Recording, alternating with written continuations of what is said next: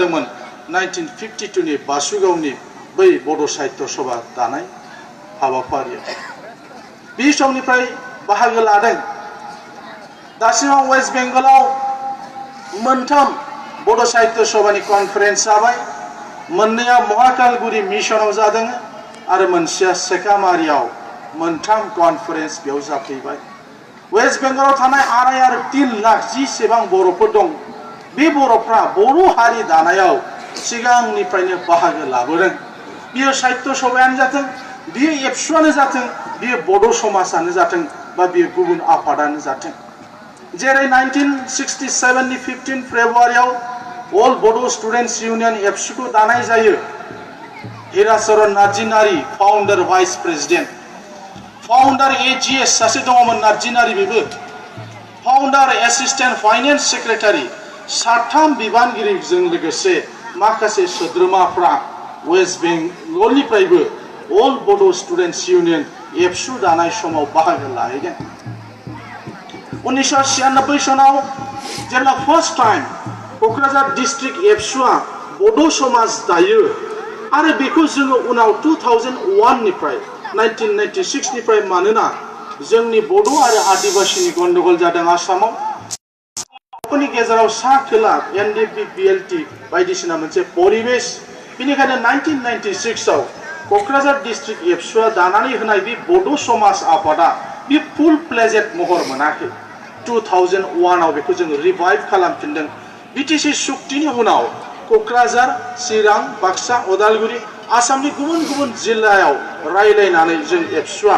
ज' खालामनानै मोनसे जों सेन्ट्रेल एडक कमिटि बड' समाज आफाद दादोंमोन जेला सेन्ट्रेल कमिटि जायो बे सेन्ट्रेल कमिटिया नोंथांमोननि दिनै वेस्ट बेंगलाव जाफैनाय बड' समाजखौ बेयावबो दादों थ' आं बेनिफ्राय बुंनो बेखौनो सानो जे जेब्लानो जों बर'फ्रा हारि दानायनि थाखाय माबेबा मोनसे आफाद दायो माबा मोनसे एजेन्डा लायो बे एजेन्डा बे आफादफ्राव वेस्ट बेंगलनि बड'फ्राबो बेयाव बाहागो लाबोदों एबसुआव दिनै बाहागो लानो एसे गिनाय मोनो बहुत मानसिफ्रा बहुत रोखोमनि खोथा बुंदों जों बुजायदों गोरलैयै जे सिगांनि जि आन्दोलन आरो दानि जि आन्दोलन बेयाव मोनसे फाराग दं पार्थक्य दङ बावहाय सिगांनि जि आन्दोलन आरो दानि आन्दोलन फाराग जोंनि एबसुनि कनफारेन्सआव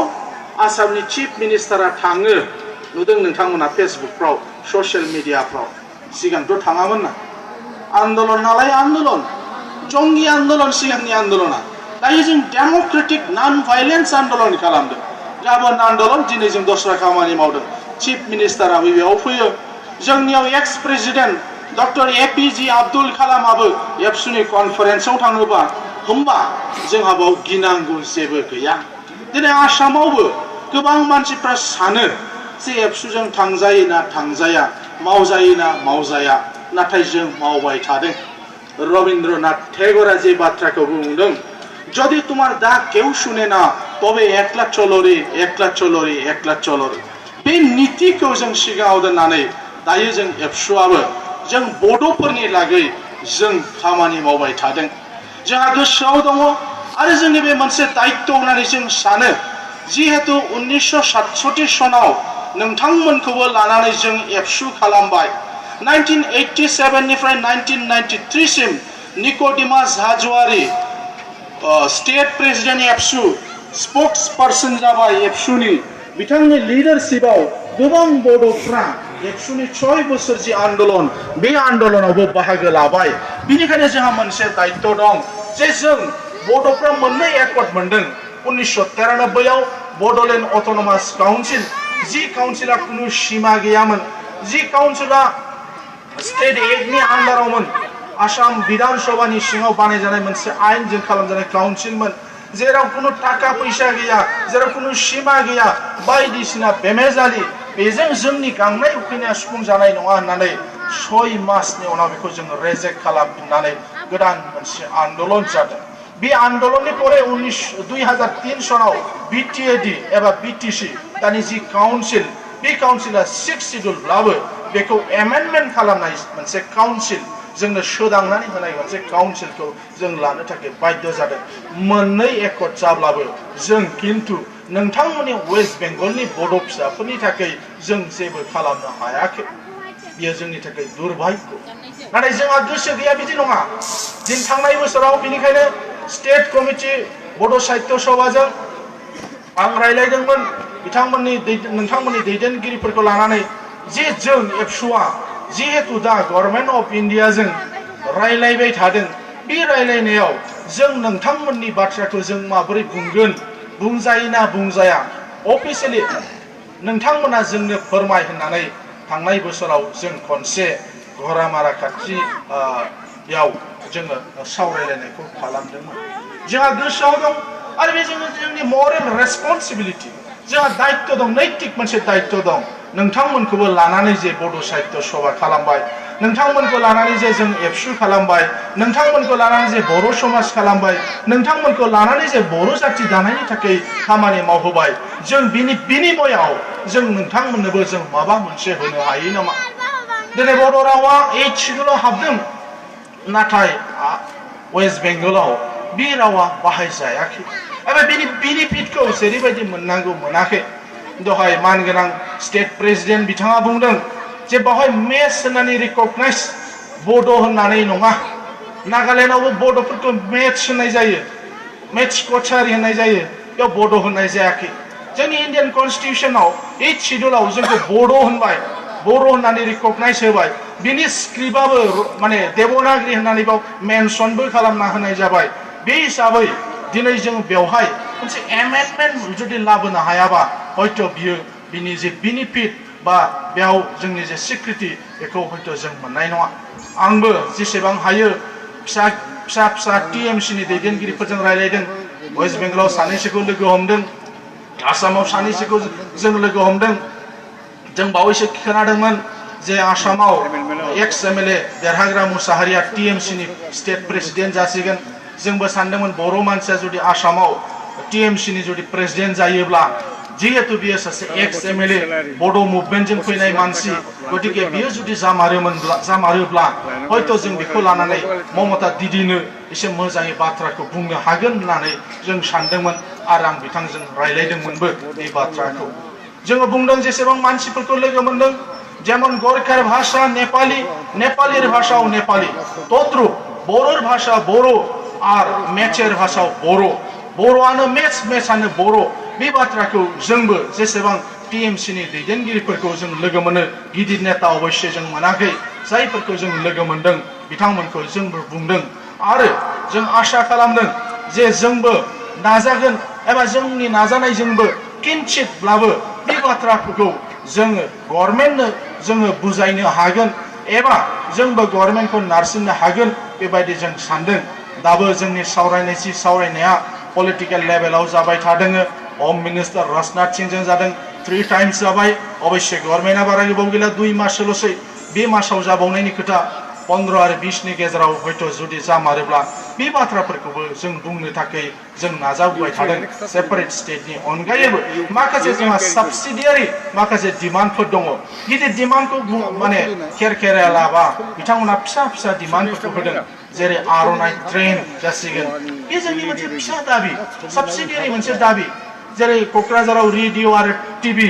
बे सेन्टार मोननै दंखायो बेखौ इमप्रुभमेन्ट खालामनाय बेखौ फेदेरनाय बेखौ माने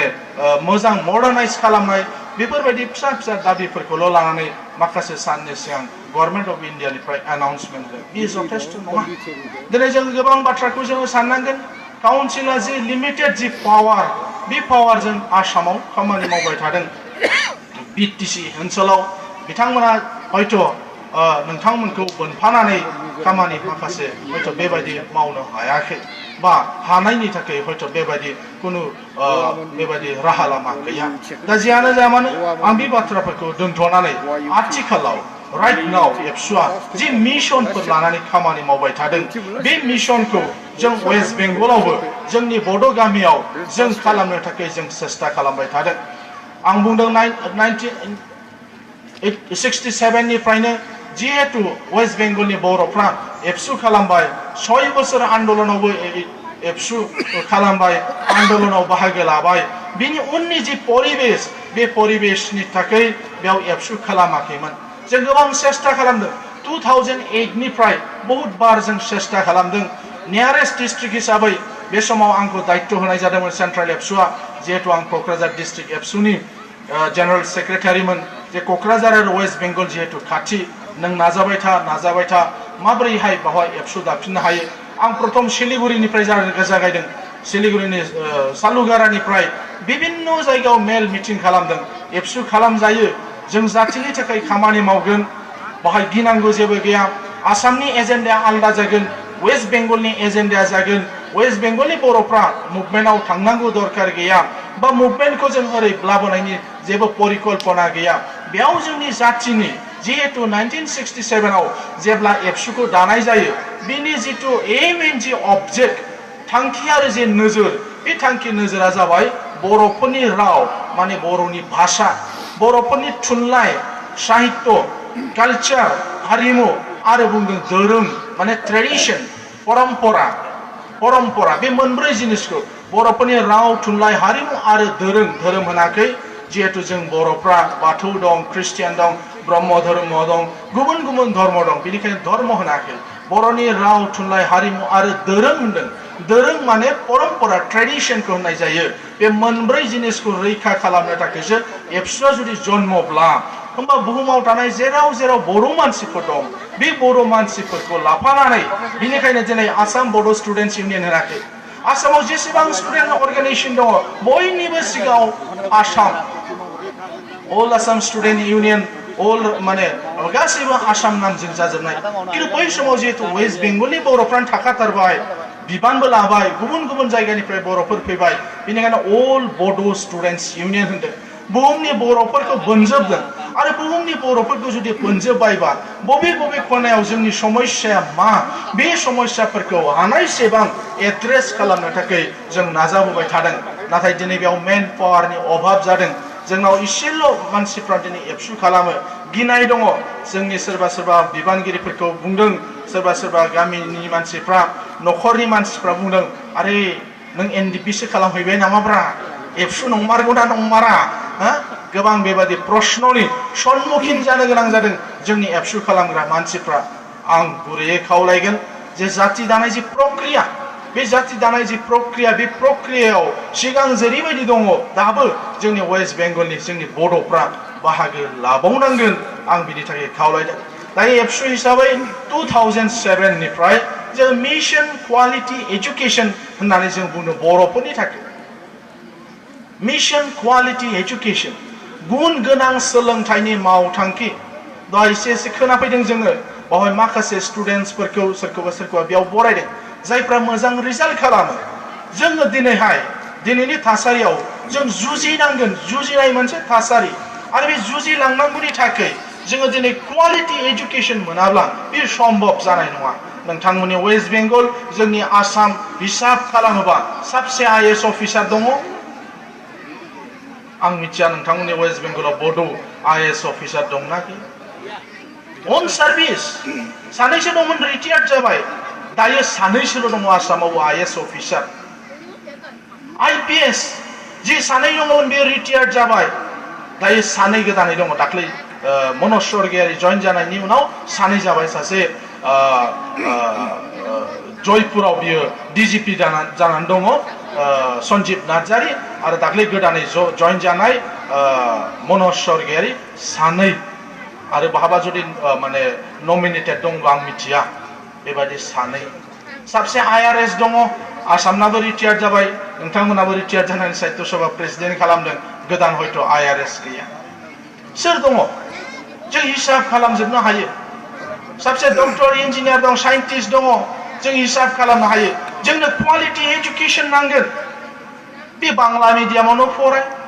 आसामाव बियो बर' मिडियाम फराय जेखि मिडियामावनो फराया मानो दायोथ' बर' मिडियामनि बाथ्रा फैथ'आ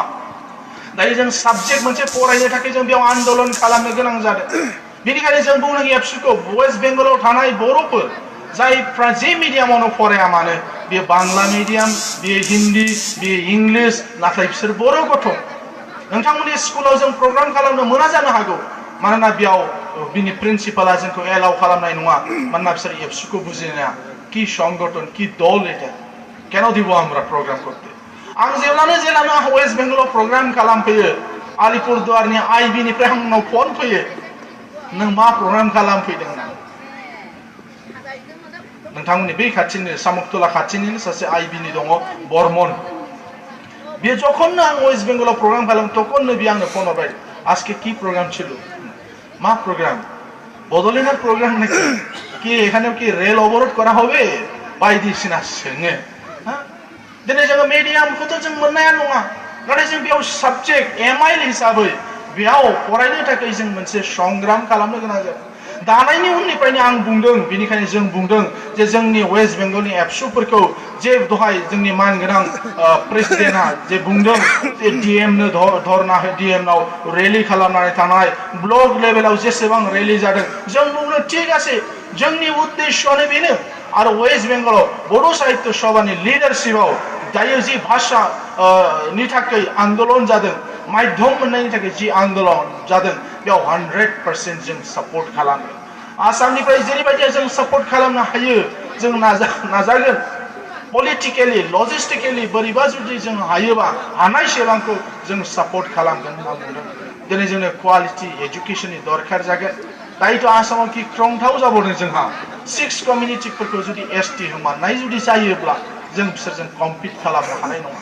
बिसोरो जोंनिख्रुइ माने संख्याधिक जोंनिफ्राय लाख लाख माने पपुलेशन बारासिन बिसिना जोंनिफ्राय मोर एडभान्ससिन आपार आसामाव थानाय कुस राजबंशी आपार आसामाव थानाय आदिबासी मरान मटक आहम साब्रै चिफ मिनिस्टार जाखांबाय आहमफोरनिफ्राय 600 बोसोर राजत्व खालामदों आसामखौ गोबां अफिसारफोर दंखायो बिसोरजों जुजिनो जों हानाय नङा थ' होमब्ला जोंनि मानसिफ्रा बुजियाबा सरकारा जुदि एब्राप्टलि खालामोब्ला दायो बिजेपिफ्रा जेरैबायदि खालामनो सानदों रावनिबो खोथा खोनासङालासिनो आसामाव केप माने सिटिजेनशिप एमेन्डमेन्ट बिल 2016 को पास खालामनो थाखाय नाजाबाय थादों 6 कमिउनिटिफोरखौ एसटि खालामनो थाखाय एब्राप्टलि बिसोर जे नाजाबाय थादों खालाममारोबा होमबा जोंहा बहुत लकसान जागोन बेनिखायनो गासैबो जिनिसफोरखौ जों नोजोर होनानै 2007 निफ्राय मिशन क्वालिटी एजुकेशन जों बर'आव बुंदों बेखौ गुन गोनां सोलोंथाइनि मावथांखि दायो एलपि मास्टार जानो थाखाय पार्सेन्टेज बिदों 45% स्लेट डीएलएड पास जायाबा बियो इन्टारभिउ होनो मोना पुलिसनि थाखाय मेट्रिक पास जायोबा खारनो मोनोमोन दायो बुंदों आसामावबो पुलिस एलिजिबिलिटी टेस्ट पेड परीक्षा आरम्भ जागोन मेट्रिक पास जायोबा एनएम नि थाखाय ट्रेनिंआव थांनो मोनोमोन दा हायर सेकेन्डारि बिदों हायर सेकेन्डारि पास जायोबा सिगां एमई स्कुलाव मोनदों दायो बीए पास नांगौ होनना बुंदों बीए पास जायोबा हाई स्कुलाव मास्टार मोनदों दा बीए आरो बीएड नांथारगोन एमए पास जायोबानो कलेजनि एसिस्टेन्ट प्रफेसर मोन लेक्चारार मोनोमोन दायो नङा एमए नेट थानांगोन पिएचडि थानांगोन होमबा जेरावबो क्वालिटिनि बाथ्राखौ बुंदों जों बेनिखायनो आसामाव जों एबसुनिफ्राय जोङो यूपीएससी एग्जामाव जानो जिरायनो हानाय बायदियै प्रिपारेसन खालामनो थाखायहाय जोङो शर्ट टार्म जोङो बावहाय माखासे माने प्रग्रामफोर जोङो लादों काउन्सिलिं प्रग्राम कोचिंथ' होननो हाया जोङो 15 डेज 10 डेजनि थाखाय माखासे हाबाफारिफोर लानाय जादों जों दिल्लीजों जगाजग खालामबाय थादों रावबो फैनो गोसो गैया बेसेबां गोजान एयारपर्टनिफ्राय जों क'क्राझारखौ खिन्थानो गोनां 4 घन्टानि लामा रावबो फैनो गोसो जाया बिसोरनिया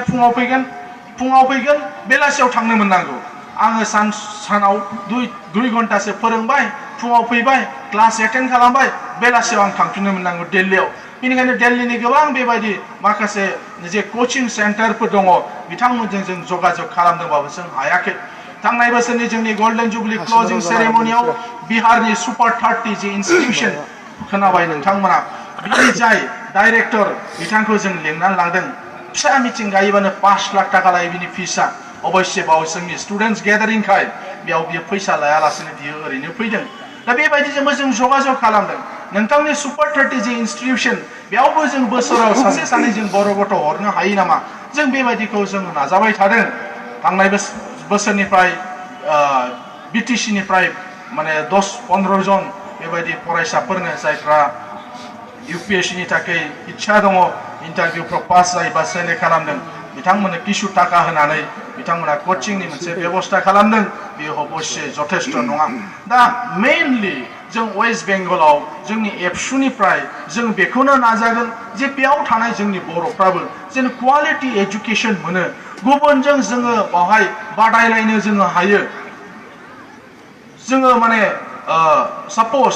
वेस्ट बेंगलनि बड'फ्रा जुदि आईएएस अफिसार जानानै जुदि आसामाव थाङोबा वेस्ट बेंगलनि बड'फ्रा आसाम केडार जानानै जुदि आईपीएस महरै जुदि बेयाव थाङोबा जोंहा सापर्ट जानाय नङा जागोन निश्चय जागोन आसामनि जोंनि बड' मानसिफ्रा जुदि वेस्ट बेंगलनि केडार आईएएस आईपीएस जानानै बेयाव जुदि शासन खालामनो बाव जुदि फैनो मोनोबा बिथांमोना जुदि नोंथांमोननि आलिपुरदुवारनि डीएम जुदि जानो मोनोबा बेयाव जुदि गुबुन सार्केल अफिसार जानो मोनोबा एजुकेशन डिपार्टमेन्टआव जुदि मानसि थानाय मोनबा हयथ' दाहालागै बुजिगौमोन ज्योति बसुनिफ्राय आरम्भ खालामनानै दिनै ममता दीदीसिम दाबो बुजियाखै बिथांमोना मा सानो जों बुजियाखै हयथ' जों बिथांमोनखौ बुजायनो हायाखै ना बले बुजियाखै बुजिथाराखै ना इच्छा जानानै बुजियाखै जों हमदांनो हायाखै नाजादों होननानै जों मिथिदों मानगोनां एमएलए बिथांनि लिडारशिपआवबो जों नाजादों होननानै जों मिथिदों किन्तु दाबो मोगथां मोनसे महर मोनाखै आङो जोंनि वार्कारफोरजों जोङो रायलायदों जे बे बार्गेनिं खालामनायनि मोनसे टेक्टिस महरै जों हयथ'बा लानांगोन बेखौ अबश्य आदारवाइज दाला जिहेतु दायो वेस्ट बेंगलावबो बिजेपिआ बावहाय माने पार्टी अर्गानाइज खालामगासिनो दङ दिनै आसामाव केट सिटिजेनशिप एमेन्डमेन्ट बिल पास खालामनानै बिथांमोना आसामनि जे 14टा समष्टि दं लोकसभा समष्टि बेखौ बिथांमोना मोनसेखौबो हिसाब लायाखै आसामाव देरहायाबाबो वेस्ट बेंगलाव जेन बेंगलिफोरनि सापर्ट जों मोनो बेबायदि नोजोरजों बेयाव जिहेतु खामानि मावबाय थादों बेनिखायनो दिदिनि थाखायबो एथ' मोजां परिबेश नङा निश्चय एथ' मोजां परिबेश नङा जिहेतु दिदिनि गोबां मानसिफ्राबो दायो बिजेपिआव हाबबाय गतिके दिदियाबो साननो थाखाय बाध्य निश्चय थांनाय माने पन्चायत इलेक्शनाव जदिवबा मोजां जादोंब्लाबो लोकसभा आरो पन्चायत इलेक्शनजों बारा रुजु जाया आं ओंखायनो आंनि लोगोफोरजों सावरायलायदों दिदिजों जों सावरायनांगोन बेनो हाई टाइम बेनो राइट टाइम निश्चय होननानै आं सानदों जे बेबायदि अलखद माने माने बेबायदि समाव जों जुदि दिदिखौ बुंनानै जोंनि इस्युखौ जोङो बाहाय इस्टाब्लिश खालामनो हायो आरो बेनिफ्राय जों आदाय खालामनो हायो नांगौ जायोबा जों दिदिनो होगोन दिदिजों जों थागोन दिदिजों थानायावथ' जोंहा बुंजानांगौ गैया नाथाय जों थायोबा जोंनि जाथिया मोनसे लाब जानांगोन जेखौ जों गोबाव समनिफ्राय जों आसामाव एक्सारसाइज खालामबोदों जोंनि बर' ग्रुपफ्रा जोंनि बर' आन्दोलनकारिफ्रा साहित्य सभायानो बुं जोंनो बुं बा गुबुनानो बुं जों इस्यु बेस पलिटिक्स खालामदों थाखा फैसानि थाखाय नङा डेभेलपमेन्ट खामानिनि थाखाय नङा जिखुनु सरकारा फैगोन बेयाव डेभेलपमेन्टनि थाखाय खामानि मावफैगोन नाथाय जों बड' हिसाबै जों जिहेतु वेस्ट बेंगलावबो रायजो जानो नागिरदों आसामावबो जों रायजो जानो नागिरदों गुबुन गुबुन जायगायाव थानाय मानसिफ्राबो जिहेतु जों बड' हिसाबै जों रायजो जानो नागिरदोंबा जोंनि इस्युआ एक नाम्बार जानांगोन आरो इस्युआसो प्रायरिटि मोननांगोन राइट नाउ वेस्ट बेंगलाव जुदि मोनसे इस्यु दङ होनोबा बुङोबा जोंनि जि भाषा बे भाषाखौ जों एलपि स्कुलनिफ्राय जों स्टार्ट खालामनो नागिरदों 1963 सनाव जागायजेननाय जि बड' जेखौ एलपि स्कुलाव प्राथमिक स्कुलाव जेखौ जागायजेननाय जादोंमोन 1963 आव फैयै फैयै फैयै फैयै गोबां बाव आन्दोलन खालामनो गोनां जाबावदों गोबां खस्थ' खालामनो गोनां जादों दायो एमए सिम फैबाय दायो डिब्रुगड़ इउनिभारसिटियाव दङ कटन इउनिभारसिटियाव दङ